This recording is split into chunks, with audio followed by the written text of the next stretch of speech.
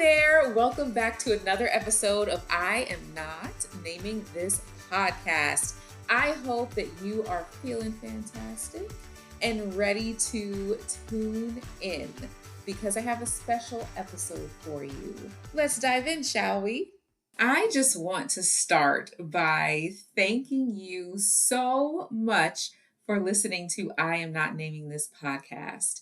Having you here with me is so much fun, and I really like to make sure that I stop and let you know how much I appreciate you and how much you mean to me. I am just so grateful that I have an amazing community. I meet some incredible people, and you are one of them. Now, I want to talk about being in community. I talk about neighborhoods a lot as a realtor. Of course, that's just part of the territory. Get it? Part of the territory, neighborhood territory. Okay.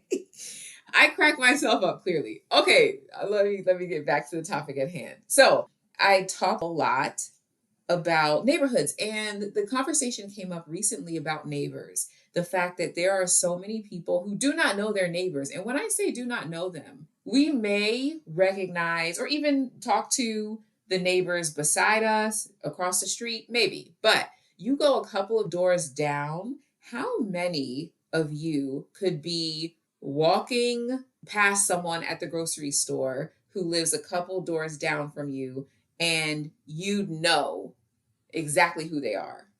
A lot of people, from what I'm hearing, just don't. They don't know their neighbors. And it's something that is fascinating to me. And I'm curious what you all think. Is this just a sign of the times, how things are changing? Is it something else? Why is it that people don't really know their neighbors anymore? I get it. It's very easy to jump in a car and go where you want.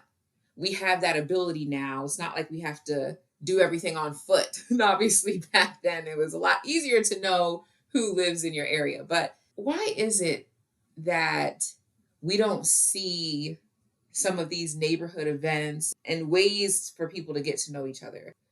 What I'd really like to know is if people actually want that camaraderie with their neighbors or if they actively don't. The thing is that there's so much goodness in community. When people get together, we take the world by storm.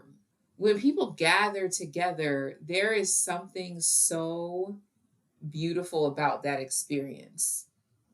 And whether it's just building community or getting together and making a positive change in the world, either way, it's so amazing to have that. And so to not experience it is something that could very well be doing ourselves a disservice.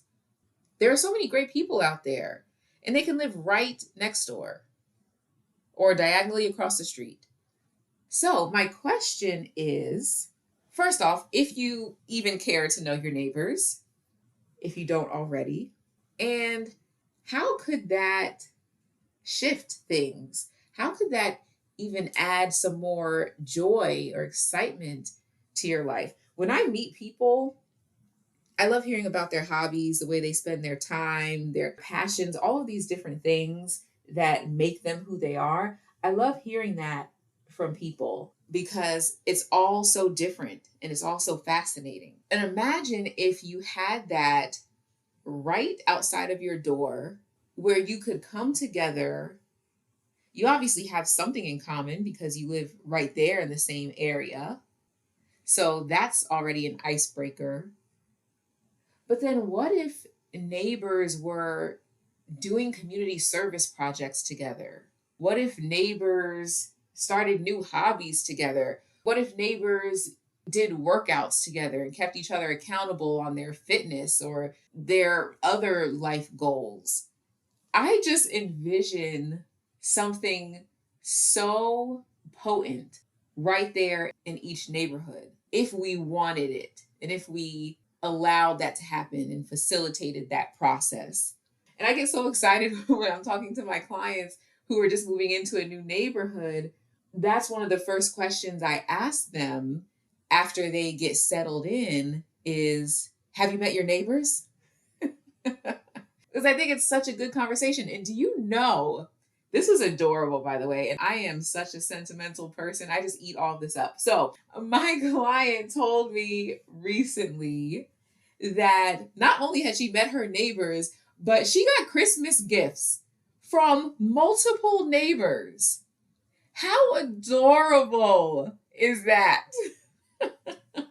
That is so priceless. And this client is also my friend, and she is so lovable. So I understand why people would want to gift her things.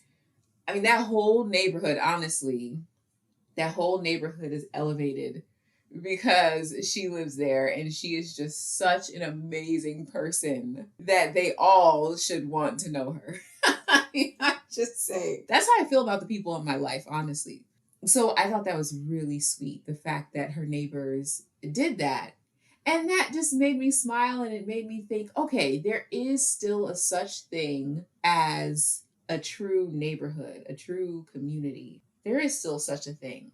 And maybe, just maybe, we as a collective can make a little bit more effort if you're willing. That effort can look like Christmas gifts in my client and friend example. It could be a card just to say hello. It could be a friendly wave. There are so many different things. If you hang out with your neighbors, if you really know your neighbors, please share those stories. I remember when I was growing up, not only did we know our neighbors, they would stop by sometimes, or we would catch each other outside and talk. We would go to Tupperware parties. I remember there we had this one neighbor who sold Tupperware, and I was fascinated. Now, I was young. I was too young to cook, so it really wasn't that useful to me. But for some reason, I was still fascinated about the fact that everyone got together. They had this beautiful Tupperware on display for people to buy. And it really wasn't even about the Tupperware. It was just about having fun. It was about the neighbors getting together, catching up. There were good conversations, laughs. It was such a good time. And I remember knowing so many of my neighbors. I could walk through the neighborhood.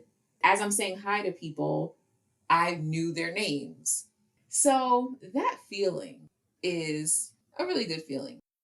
Who is a person in your life right now who you think of when I ask you, who are the people who make you smile the most? Who are the people just by the thought of them, you are grinning ear to ear? Who are those people? And when's the last time you have told them how you feel about them? When's the last time you have just had a conversation and just mentioned that gratitude that you have toward them? I think one of the nicest ways that you can show someone you care is just by being grateful for them, giving them their flowers, figuratively, and maybe literally too. But the words, the sentiment, that really does go a long way.